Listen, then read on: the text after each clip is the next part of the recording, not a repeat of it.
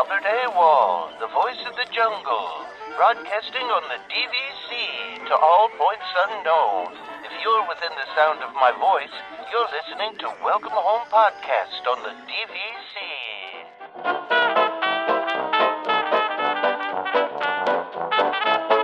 Hello and welcome home. This episode of Welcome Home is brought to you by DVC Rental Store. Thank you for joining us on episode 359 of Welcome Home, a Disney Parks and Vacation Club podcast. I'm Tom, here with Trevor. How's it going, Trevor? Hey, pretty good. Hopefully you had a good 4th of July and all of tired. That. Yeah. Yeah, I can imagine. I know you were busy. For us, it was Canada Day was in the middle of the week, which was kind of interesting. Yeah. I mean, because it's the 1st of July. And, yeah. I mean, that happens before July, obviously. 4th of July sometimes too, right? The funny thing is like, if those holidays are like in the middle of the week, it's usually like, that the holiday comes up, but you kind of have like the weekend to recover from it. But when the holiday is on the weekend, it's usually worse because it's like you do the holiday and that's like, and I don't have time to like recover from it, right? So and that's what's nice about it being on Saturday. So I had a bunch of people over my house, and so my wife and I really enjoy like throwing like parties and having friends over and stuff like that. And we just haven't done it in a long time. Ever since we had my dog. I mean, we used to have parties all the time, pre-kids, right? Like pre having a kid, parties all the time. It was great, and I'm not talking like like college parties, like just like having people over, like having people over for dinner and stuff. Yeah. We used to do the same stuff too. Yeah. We had this amazing Halloween party we would do every year where we watch scary movies all day and like literally all day. We'd have people come at like 11 o'clock and we just watch scary movies literally all day. Nice. And that was a great thing, but we kind of stopped doing those things, right? And so now we decided to do that again for 4th of July, and that was great. It was great. But it was also like the first time we've had a party at our house where we've invited other families who also have kids that are friends with my daughter. And that's a whole different thing. It is a dynamic for sure that you kind of, you realize quickly like how you do things with your family. And then like, accommodating other families it can be challenging. Like even, for myself, like, me and my brother, we both have our own families but I have a son, he has 2 daughters. The dynamics are very different between our households. Like just on that alone, he obviously has like way different things he has to deal with that, I've never had to deal with. And then also on top of that too, is like their interests are totally different. So it's like, getting kids together is like, when my son was younger, he used to like, he would hang out with his cousins and whatnot, but then it kind of hit an age where he's like, I don't have anything in common with them. And now they're like, their interests are like fencing and taekwondo. And my son's like, I don't know. Like, it's interesting. And then, a bunch of people in a house. I get how that can be chaotic for sure. Yeah. Well, and I kind of decided, because it had been a long time, that I was going to go a little all out. And because of that, I decided, did I mention on the show last week? You mentioned the smoker, I believe. The smoker, yeah. So I smoked a bunch of meats, which was a fun new experience. And that came out pretty well. But I also decided, because it was 100 degrees here on 4th of July, 100 degrees Fahrenheit. So, which I don't know what that is in Celsius. It's way too hot. I know that. Yes, it's way somewhere in the 30s, too hot. I'm pretty sure. It's way too hot. So I decided to buy a slip and slide, which for the kids, because I was like, oh, let's keep the kids entertained and not in the house. Let's keep them not in the house. And so we set up a slip and slide. It was a big hit. I mean, we the funny part was, and this is, I was busy cooking all day. I was cooking a lot. I was cooking a lot of stuff, so I was not really paying attention to the kids, right? Like I really wasn't. Right? Yeah. I mean, when we were kids, were we ever supervised with a slip and slide? No, but I mean, there were a lot of parents, there were a lot of adults here, right? So I felt like, okay, I don't really need to supervise this, right? So I set it up, and it was all good. And we had also, my brother-in-law had bought this thing like to make giant bubbles. So it's like a string between like 2 like sticks. Oh yeah. Right. And he filled a bucket with like dish soap to do that. And I had taken like baby soap and put it in the bucket and like threw it down the water slide so it'd be nice and slick.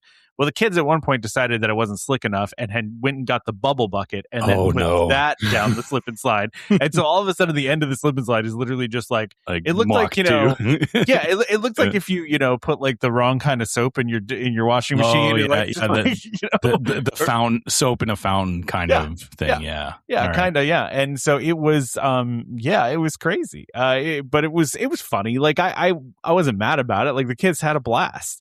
They couldn't have had a better time. And so that was good. And then I also decided because again, I hadn't done this in a while. I bought a lot of fireworks. So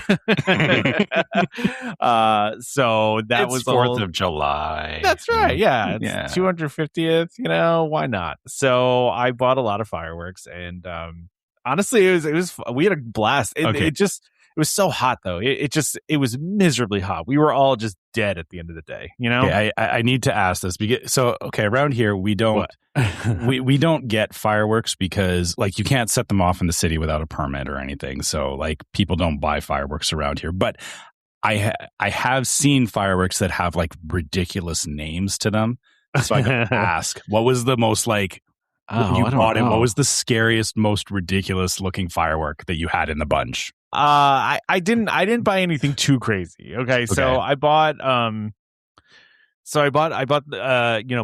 I don't know if you're familiar with mortars. Yeah, mortars. Yeah. So I bought mortars. Roman candles, kind of. Yeah. Well, these are like real fireworks, right? So these are the ones that shoot all the way up in the air, and then the big firework, right? Yeah. So I bought those. I also had bought this like big pack of just assorted fireworks, which is there's Roman candles in there. There's fountains where they just spray sparks into the air. There was these mini like mortars that were pretty cool. It was funny though because at one point we were shooting. I can't think of anything that was particularly scary, to be totally honest with you, but but at one point people just started coming over because we live in a cul-de-sac, and so some people just kind of started coming over to like watch us shoot off fireworks, which is great. And then like this group of kids comes up to us and they go, "Hey, we bought all these fireworks, but we're too afraid to shoot them off. Will you guys shoot them for us?" I was like, "Yeah, I will." It's like, hand them over. Let's do it. Nice. I did find, and so they bought good stuff, man. These are good fireworks. So I was like, all right, yeah, I'll shoot those off. That's cool. And then I found, I don't know how I didn't know this. This existed. I never knew this existed until like I just recently. I found these ones that they shoot up like a thing into the air. It does like a regular like little poof of firework, but as part of the little poof of firework, there's an army man with a parachute inside it. Oh, that's funny. Yeah, and after it explodes, he just kind of floats down to the ground. And so I bought 2 of those because like I must have that because I mean I'm sure you just like me. I was obsessed with those little paratroopers when I was a kid. You'd always trying to find places to throw them off of, and because they were just so cool. Mm-hmm. And you're always throwing them down the stairs or whatever. Yeah, exactly. You'd always try to find a cool place to throw those, right? And so I was like, wait, so someone put that in a firework and it will, just float down to the ground? And even some of them had like a stream of like sparks going behind it as it came down. I was like, that's the coolest thing. Anyway, I shot one of those off and I kind of knew this was going to happen. I was like, one of these is going to end up on my neighbor's roof. Like it's gonna happen, right? It's going to end up on someone's roof. So sure enough, the second one I shot off floated over to my neighbor's house. It landed on the roof, but then it fell off the roof and then landed in their bush. But like it's a really high bush. And it just so happens that this particular neighbor is the fire chief of a local fire department. Oh, no. Yeah. So I ran over there because he was obviously busy last night because there were probably lots of fires going on. Yeah. And so I ran over there when I saw him pull in. I was like, "Hey, so there's a paratrooper in your bush." And he's like, "What?" I was like, "Yeah." And then I explained it to him. And then as I was explaining to him, he got an emergency call to leave. So he didn't care about it. But it's just, it's stupid stuff like that. But we had a great time. We shot off a lot of fireworks. It was a lot of fun. It just was so miserably hot. Like it's miserably hot again today. Which, but again, it is what it is. But we had a lot of fun smoking, various meats and eating lots of food. We have way too much food. We have a crazy amount of food left over. I bought a 5-pound apple pie from Costco. Oh yeah. Yeah, which those are good. I've wanted to buy forever, but I'm like, what occasion do I have to buy a 5-pound apple pie? I have to say, Costco is very much a love-hate relationship especially when it's you like us, being a family of 3. Yeah, it's like you see stuff and you're like, oh, that would be good, but that serves like 12 people. So exactly. I need to like find other people. And like we do the same thing. Like, if we have like, when we do like family get-togethers and stuff as well, we'll go and buy stuff from Costco just for the sake of buying that thing from Costco. That's exactly what it was. Yeah, it was like, oh, I want to buy that apple pie. I gotta have it. We never get to eat it. Those pies always look so delicious. Like they're really well done at Costco. They're just too big though. They're too big, and but anyway, it was good. We had a great time. It was a lot of fun. I'm just kind of tired. I'm wiped out. We were shooting off fireworks till 10 o'clock last night. We finished up and we didn't even clean up. Like it looks like a bomb went off in our house because the kids just like, tore through all the toys and stuff my daughter has. And it's just like, it's a hot mess everywhere, but we're going to spend today, kind of recovering. Oh, the best part is, this is really funny too. I literally about an hour before the party started, my brother-in-law goes and opens our back door, to our backyard, and the handle snaps off, like straight up snaps off. Oh. Like the screws broken it. And I was like, well, this isn't good because we need to go to the backyard. Yeah. Like, so I took all the pieces off of it, and there's just kind of holes left in the door. Empty so I stuck a screwdriver in the hole, and now that's the handle for the moment. So cool. Well, because it was like, I can't go anywhere to go fix this. Like everything's closed. It's 4th of July. Like you got to MacGyver it. Yeah. So it just was kind of fun. Yeah, it worked though. And everybody came in and they were like, "Why is there a screwdriver in your door?" And I'm like, "Oh, that's the door handle for the moment." So anyway. So it was good. It was very eventful. It was a good time. We had a lot of fun. So, but and it's probably good that you did all this now and you have plenty of time to recover, because you do have a trip coming up to Disney. Oh boy, still haven't bought tickets yet. Need to get on that. Could you imagine though? Like I never actually think about this, because like usually I guess when I go to Disney, I'm like, we go around certain holidays, but it's usually we don't go around big holidays. Right. So it's like I can't imagine doing like a big holiday like 4th of July. And I mean, if you're like at Disney for that holiday, like that's one thing. But like, doing like what you did yesterday, doing like a big event, and then being like, well, we're packing up and going off to Disney. Like, I don't. We still got a month. That's what I mean. Is like I feel like you need a certain amount of time between like big events like that. I understand. You need recovery time. Yeah. I still got a month. I keep kind of forgetting that it's happening in a month, because I really need to get on. You've been busy with other things, and I've just been super busy, and I really haven't thought about, like I said, I haven't even bought tickets yet. I'm like really behind on everything here. So I need to do that, and I keep meaning to do it, and I keep not doing it. But I mean, you'll find out when you get to the gate and you're like, oh yeah. Oh yeah. Tickets. That's a thing I forgot. No, I'm going to do it. Yeah, like, the funny thing is like, I guess, we buy tickets ahead of time as like, make sure you've got your place and all that kind of stuff. But I mean, realistically, there is probably a lot of people that just roll up to, like, walk up to, customer service and just like buy tickets on the spot. My only thing with that, I guess, like you can do that, but I guess I guess my justification for why I always have my tickets ahead of time is I don't want to waste time doing that. Right? Yeah. Because it's like, you got to wait, you go up to the booth, you got to wait, and I guess I have had to do that once or twice, where it's like, actually, now that I think about when one time we bought tickets and then we turned them into annual passes, and it was like, we knew we were buying the annual passes, but it was like, we had to go to the booth and do it. So it was like, I just want to go in the park, but it's such a pain when you have to do that. Like, it is convenient to be able to do that, but I wish they had a process that wasn't, going up to guest services, because it's just, it's just a pain. And especially like if it's really busy, like the lines get crazy, like, and it can take a long time. I think we waited for like a 45 minutes at least once, but yeah, anyway, it's I'm gonna get on it. I swear.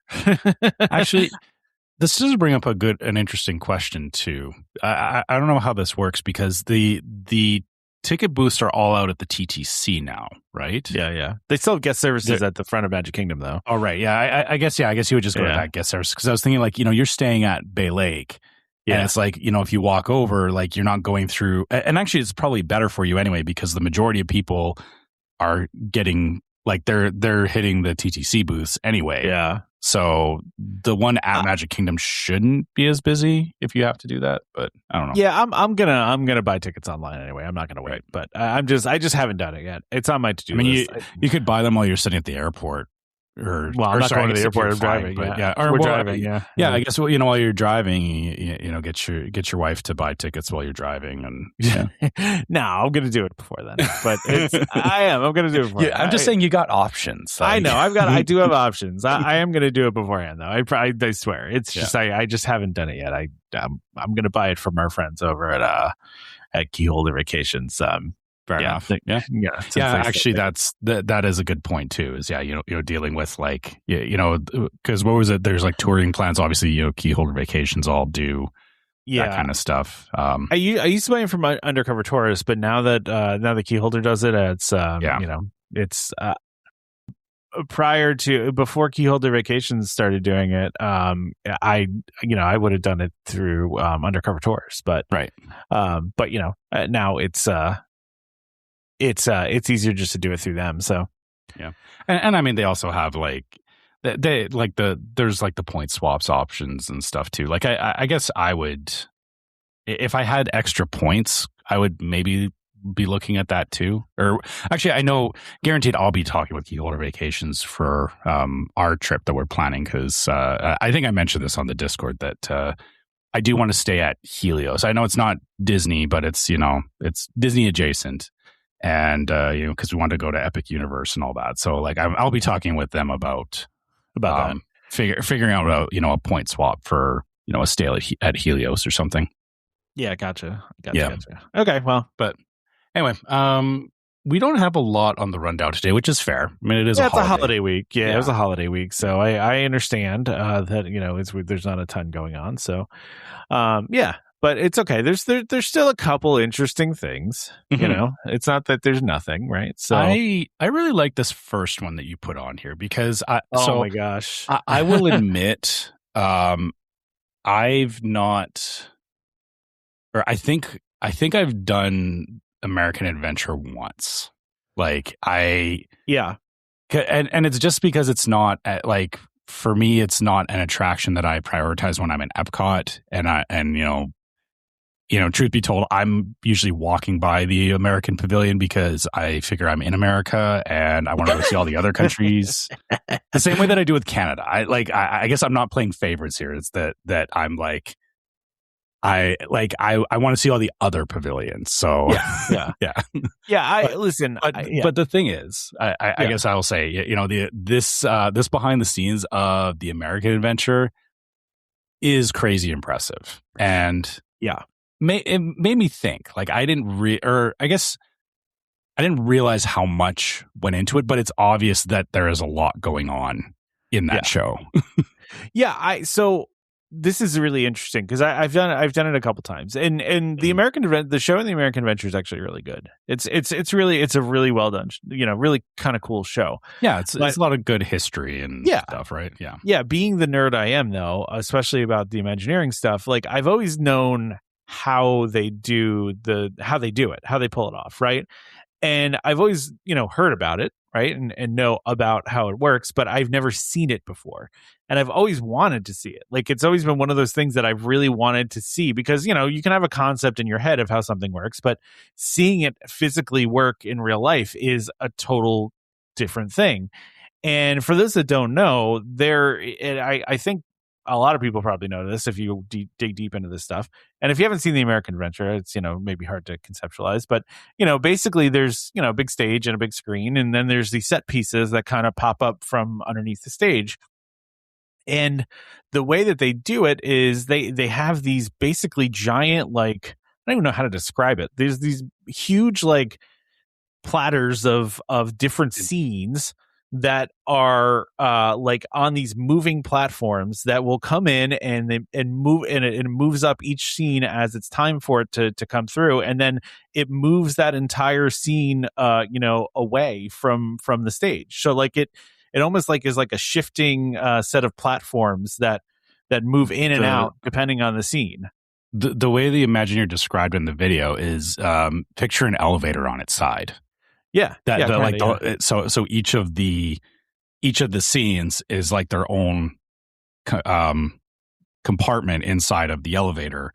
Yeah, but the whole mechanism, that like the thing that's sliding them along, it's literally a giant elevator that so it's almost like it's stopping on floors, and each floor is a different scene. Is a different scene, and then it comes up and then goes back down, and like you said, seeing it and understanding like the nuance of it, like even pointing out like they have like sensors to make sure that like if something malfunctions that it clears what it needs to, because I was like oh yeah, that's impressive, and it's like, oh yeah, if something fails, like that's catastrophic. It'd be really bad. It's very impressive. Yeah. Well, and the actual show sets, they are stored when they're not being used. They are underneath the seats that you sit on, right? So they actually move underneath the seats, and it's almost like the wireless track systems you see like in a lot of the rides nowadays. That's kind of how these things move around. They're just these giant platforms that just move, and they just kind of.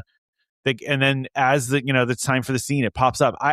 I've always wanted to see this, and the fact that they put out a video about this is awesome, because I don't think I was ever going to get to see it, and it explains the escalator going into the attraction too, because I never you never understood why it's so much higher up. I thought it was odd, because for a lot of attractions, it's like you walk in and they do.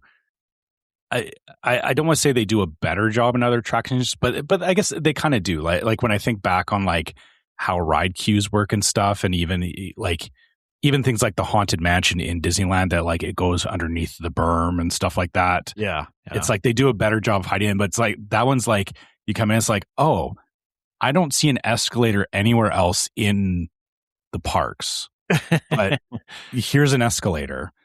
And but then also, yeah, like you said, to that point is part of the reason for it is that the entire combined set is underneath the seats. So yeah, exactly.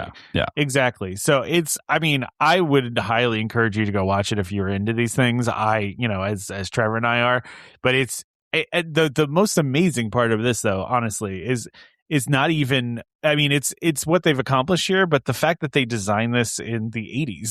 This is 80s tech that they figured this out with, and it's incredibly complex. I'm kind of surprised it's not down more, to be totally honest. Even the animatronics they're a model that was made in the 90s. Yeah. So they're not even like current gen animatronics, which again, speaks to how impressive they were even for the era that they were made in. But to that point too is they said that they actually did a rebuild on a couple of the animatronics, which I wouldn't be surprised if at some point they the hard part is that American Adventure it's not like a flagship attraction, right? Yeah, like it is a good attraction, like you said. It's kind of a bit of a hidden gem in that. It's sense. underrated, and like I said, even for me is like I fully admit that it's like.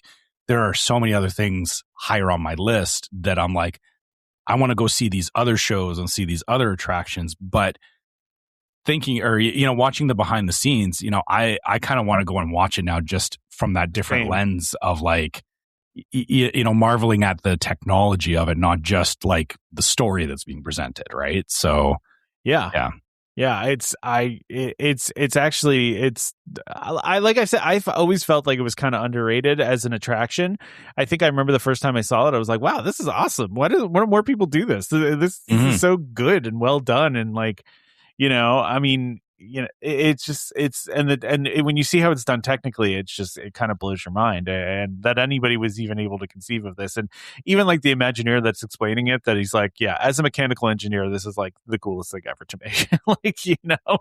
Because the way it works is so mechanically like insane. Like it and also to that, and I also do this to myself too, where, we'll be on like that side of World Showcase, and it'll be like the middle of the afternoon, and it's crazy hot. You're just talking about how like it's been really hot. It's like, why not go watch American Adventure and, sit in the AC room for a while? Because it is a long show too, right? Like it's a decently long show. Yeah. Yeah. I want to say it's 28 minutes. 20 minutes. So kind of like same kind of pacing as like Carousel of Progress, right? Yeah. So, yeah. So it's like, hey, the smart version of me would say, like, if it's really hot, stop, go in there, sit down, take a break, stop walking for a bit. But then the other side of me that's like hyped up is like, I'm going to walk around to Mexico and get on, get on. We always call it Three Caballeros, but Three Caballeros, or that's really not the name of it though. It's the Grand Fiesta Tour. Thank you. Yeah, I was like, Fiesta. What is it? Fiesta. Yeah. But yeah, like part of me is like, I'm always like, go to Mexico because it's inside. It's like, but the American Pavilion has right that here too. Like, why am I not doing that? So. Yeah, it's also hard because it's like all the way in the back of Epcot too. But that's what I'm saying is that like when you're back there and it's like people don't realize that it is a space to actually like stop and rest and again enjoy a show and something that you wouldn't expect. That's kind of what makes it a hidden gem is that I agree. It's a very weird thing that like there is certain attractions that kind of get shoved in a corner. Is the best way to describe it. Like it's just like nobody knows that they're there, and it's a weird thing that happens at Disney from time to time. Like I can think of a handful of attractions over the years that it was like I had no idea that this attraction existed, and then it was like you just kind of like stumbled or like you turn a different direction than you normally do, and then it's like, oh, there's this whole thing over here that I didn't realize was here because I just always went the other way. Like. I feel like Epcot and World Showcase specifically is classic for that, right? Like there's so many things in World Showcase, like you don't even know we're there. and I think specifically the American Pavilion is like, for me, obviously, I'm a big fan of like Japanese culture and all that. So like going to the Japan Pavilion is like, oh wow, like, but it's just a Mitsukoshi in there. It's not like it's just shopping. There's not a ton of other stuff. There is like displays and stuff at the back, but. It's not like a really fleshed out pavilion like some of the other ones. And then on the other side, it's Italy, right? Yeah. Which again is like, Italy is like, oh, it's very interesting culturally. It's, hey, if you want like really good pizza, go to Napoli and all that. Yeah. And then you've got the American Pavilion sandwiched in between. That's like, so like I said, it's kind of it's that mental block in my head where it's like, I don't want to see this because there's these interesting things, like even just bookending that pavilion, but the pavilion has a very interesting show to it that you shouldn't overlook either, right? Yeah. So, I one time we wandered just through like the Moroccan pavilion, which was there's like so much stuff back there. Like it's not like anything like there's no like ride or show or anything, but there's just like a lot of details and things back there that you can find, and I mean even just stuff like the Cinerama ones, the Impressions de France and the Canada Canadian. One, and Reflections of China. Those if you haven't gone on the they're just little shows, but they're still kind of cool and enjoyable. Oh, yeah. I have done all of those. It's just they're not on repeat for me, I guess is the thing. But yeah. Like I said, I think the American Adventure though, like you said, watching the video, it's like, oh, like I knew there was a lot going on here, but like in my head, I didn't like put the pieces together of like how crazy it actually is. Yeah. But now that I've watched it, I'm like, oh, that's actually like a very interesting piece of like Disney technology, right? That you don't see that other places. Like I'm trying to think of what would even be like. There's no comparable example. To that. Yeah. There's no comparable to that thing. It's crazy. Yeah. But anyway, I just was so excited to see that. When I saw that video, I was like, oh, I need to watch that right now. Like I must watch this. Yeah. That kind of, I know they got a lot of feedback that, or like just looking at that video, a lot of people are like more behind the scenes videos, please. So I actually like that content more, or that for me is a little easier than like, I know there's the behind the attraction stuff on Disney Plus.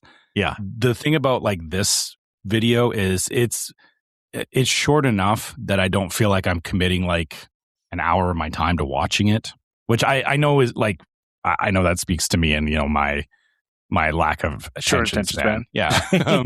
But, sometimes like I don't need a full hour of backstory of the ride. I just need the technical show me that piece of it, which that's all this is. Like they're not, I mean, he does get a little bit into the backstory, but I very much like show me just the technical nitty gritty stuff of it, and that's what this is, and yeah, I really like it. So yeah, it's definitely very cool. I check it out. It's on YouTube. I also like this unscripted series they're doing too, where they're just showing like Imagineers like building building the rides like behind the scenes. Like they have one that's out for Rock and Roller Coaster with the Muppets. I wasn't going to bring it up since we talked about it so much leading up to it, but they do have an unscripted video out for that, and it is pretty interesting to see them like painting and like testing audio and like showing how all that stuff works. Is pretty cool. Did you know Rock and Roller Coaster's over? I'm sorry. All right. Well, why don't we do our ad here, and then we only have a couple topics today, so this is going to be pretty quick. But yeah, for sure. This week, our episode is brought to you by DVC Rental Store, which is a keyholder vacations company that offers magical vacations at incredible value. Save up to 60% off retail rates at premium Disney resorts. DVC Rental Store now includes deposits as low as 25% at the time of booking and a built-in cancellation policy for every reservation. And as always, DVC Rental Store pays the most to members looking to rent their points. Want to learn more? Go to dvcrentalstore.com/welcome home or call 1-855-DVC-RENT. That's 382-7368. And when you speak to them, be sure to let them know that Welcome Home sent you. All right. By the way, I think I've talked about it on the show. I am renting out points through DVC Rental Store, and the person I rented my points out to canceled. They actually canceled on me, and they have that cancellation guarantee thing, and so they found somebody else to take the reservation. So nice. So it was actually you still get your money for the rental regardless. It's just exactly they figure all that out. Yeah, exactly. So anyway, so Trevor, Disneyland announced that they've welcomed their 1 billionth guest, which is kind of crazy to think about. I mean, it's been a long time. Yeah, it really is. I mean, listen, it's been a long time, right? So it's been open for 7 years, and about to be 71 years, and so they welcomed their billionth guest. And what I like about this is that this was a kid that was going to Disneyland to celebrate his birthday, I guess. His 8th birthday, and so he got to be the billionth guest. And oh man, yeah, that's a memory. That's some Disney cred right there. that kid. I don't know if I just like walked up on Disney and they were like, "Congratulations, you're the millionth person or the billionth person." Like as a kid, like you would just feel like king of the world for that day, right? Seriously. Yeah. I mean, especially since they made like a really big deal out of it. Like it was all, they published all sorts of stuff about it. This kid's in all this, all these different, on the Disney Parks blog here. And I think they've also done like press releases and stuff, and it was in the news, and, it was a whole thing. So this kid got a lot of, they put up a new sign at the train station. It looks like that says population 1 billion. Wow. 1 billion. One many zeros. Yeah. 1 billion. Gosh. Yeah. Population 1 billion. Yeah. And this kid also got like I think they got like a VIP tour. And I would expect so. I mean that because this is on the same level as the kids that got the very first entries into Disneyland, who they got lifetime passes. Yeah, they got those lifetime passes. And I believe I saw the one guy still goes like regularly. I think he's got to be like in his 80s or 90s. He'd have to be, right? Yeah. Which I mean is again that like it's crazy to think about, but it's also very cool that like I hope that it says right here they received a VIP tour guide for the day, so they got a plaid for a day, and then they got a tour of Walt's private apartment. That'd be really disorienting to show up though and all of a sudden they'll be like, "Hey, you get a VIP tour for the day." We're like, what? That's not what I was planning today, but cool. And you know what the hard part about that is though okay, I guess for the kid, you know, that's just like a very cool core memory that they've got. Yeah. But I would be so disappointed if I showed up and it was, and I guess without like knowing context or anything, but if it was like, oh, you know, we're going here and, you know, here's Walt's private apartment. And you're like, cool. But you like, you know, if you don't care as an 8-year-old, if you're not like a huge fan of it and you don't understand the history there, the history of it, you're just kind of like, cool. But then it's like the next time you show up, it's like, oh, I don't get to look at Walt's apartment this time. Like, the next trip is going to be disappointing. If we brought my daughter into Walt's apartment, she'd be like, what why? Like, she would have no interest. Yeah, my son's the same way. Or I shouldn't say, like, he kind of like he got what like we were getting excited about certain things, but he's also like, you know, he's kind of grown up with it, and he's like, yeah, that's just something you guys are interested in. He doesn't see it quite the same way. So yeah, that's very much an adult thing for sure. But I think it's, I mean, again, I think it's just a matter of like, yeah, you know, you will never appreciate as a kid, just as like, you know, me taking trips to Disneyland as a kid, I appreciated them, but I see them very differently as an adult. And I'm sure my son will be the same way when he gets older, is that he'll be like, oh yeah, I get what we were doing was, you know, pretty insane at the time. Yeah. I think that speaks to Disney in general, right? Like you appreciate Disney as a kid differently than you do as an adult, right? And I think you realize that more and more like the older you get, right? Like, because when you're young, you appreciate it, you know, the rides and the characters and all that stuff. But then when you get older, you really appreciate the details and the history and the, you know, those kinds of things a lot more than you do when you're a kid. Yeah, of course, in the rides. Of course, the rides still. Yeah. So I mean, but it's just a different. It's funny how that kind of changes, you know. But your priorities change, right? But yeah. But good for that kid. Good for him. Disney cred for the rest of his life, right there. So good for him. But you know, last but not least here, I guess, is new Haunted Mansion merch, Trevor. I have to talk about this because I love the Haunted Mansion, as you do. And I mean, we already talked about Halloween stuff, so we're here already. But Haunted Mansion's a year-round thing. I don't consider that. No, actually, you're right, because especially because of the fact that if you don't go and see Haunted Mansion now in Disneyland, by the time you go in the fall to see it, they've already turned it into Nightmare Before Christmas, which I'm gonna have to plan when I plan a Disneyland trip. I'm gonna have to plan around that. Like real. Like I'm gonna have to plan to be there during the real Haunted Mansion going on. I'll be honest. For our trips, usually we're in March for that reason, because we did some fall trips and we enjoyed it, but we actually made a conscious choice. I was like, March is, you know, it's for us. I guess you know, climate wise, it's not too hot. It's also not like because it can get cold in there the same way like Florida in January gets cold, so March was kind of that sweet spot, and again also there's no overlays going on, which if you like the Nightmare Before Christmas, I know I hate on it a lot because I just wish it wasn't so long, and and I would like riding the Haunted Mansion on Halloween as proper Haunted Mansion. I feel would be like a peak thing. But I don't think that's going to happen anytime soon. Like I don't see them. I don't see them stopping to do the Nightmare Before Christmas stuff, which I guess it does seem to be popular. Yeah, I guess. I guess it's hard because it's just like it's not for me. I get it. I get it. But either way, we have all this merch for Haunted Mansion, which okay, just off the bat, Trevor. Yeah. What are they doing with the models here? Okay. I understand we're doing like the Haunted Mansion thing, but like the just like the one guy is just like so to speak in my son's terms, he's aura farming. What is that? I've never even heard of that. You've never heard the term aura farming? No. What does that even mean?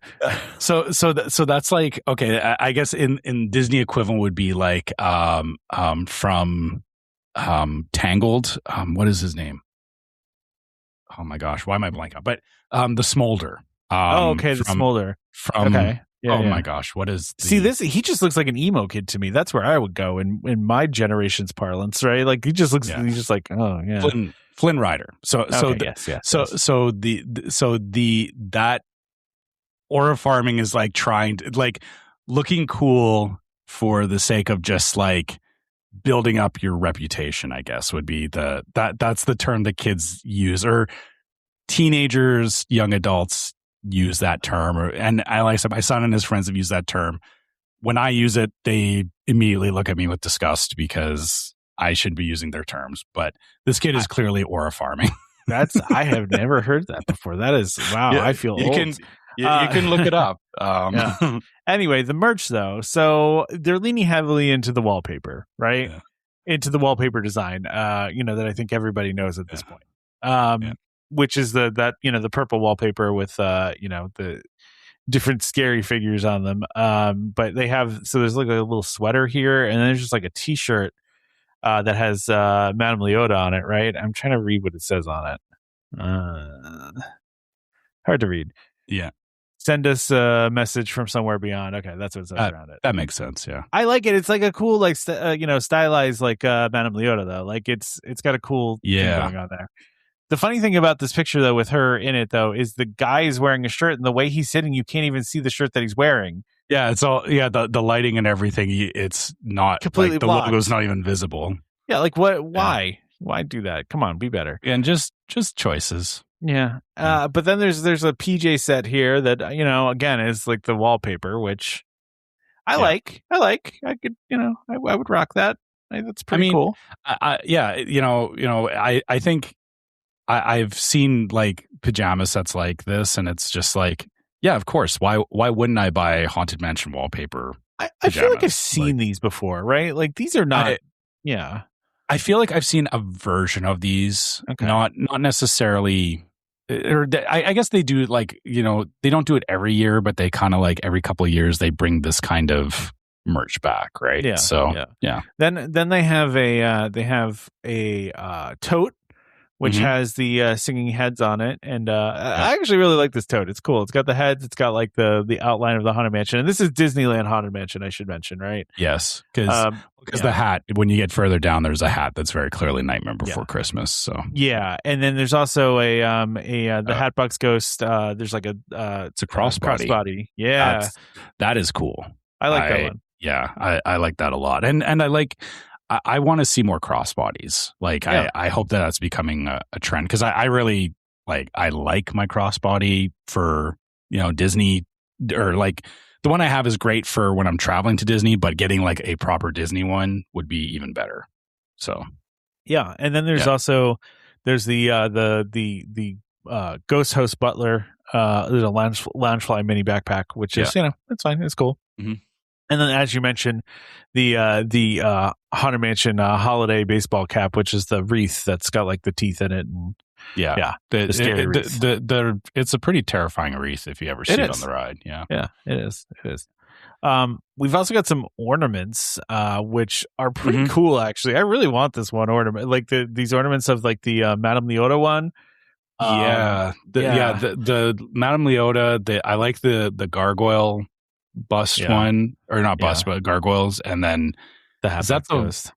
Hatbox Ghost, and the third one looks like the Bride, I think. Yeah, it is. Yeah, it's the Bride. Yeah, and then there's also a little Mickey statue with one of the hitchhiking ghosts inside the Doom buggy. Yeah, that's okay. The other ones, I just don't know what I would do with that. Like, what am I doing with that? Like, I don't know. I like it, but what would I do with it? Well, and also, so going further down, they have more of these. They're just like little display figurines, I guess. Okay, but these I would put out for Halloween, because these are cool. These are the stretch room paintings, right? And as figurines, which I think is awesome. Yeah. So I'm trying to figure out who. Or all right, Sally Slater. She's in one of the paintings in the hallway after the stretching room. Yeah. So it's okay. So it's the Dynamite Gentleman is what. I wonder if that's or I guess that is the official name, because Disney's saying it. But they are. Yeah.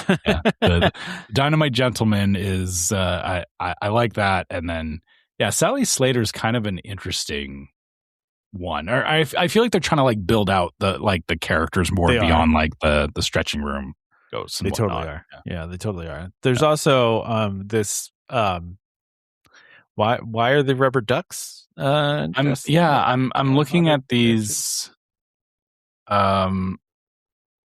I listen. I don't care. I will say I don't care about the fact that they're rubber ducks, but the Hatbox Ghost rubber duck is kind of hilarious. I'm not gonna lie.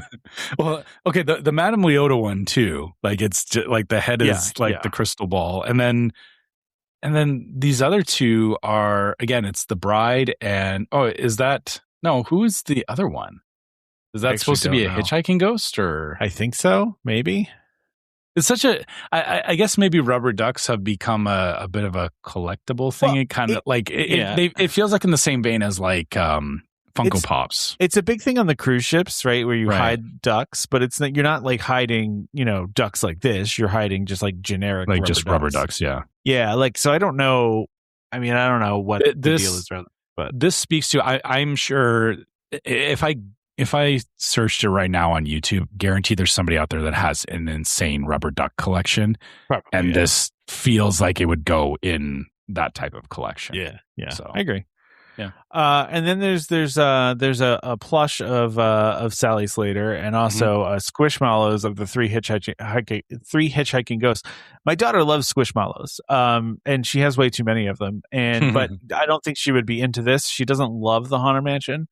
Yeah. So I mean, I guess I could buy them for myself, but what am I going to do with Squishmallows? I got no use for such things. So, they're like throw pillows, but not. Yeah.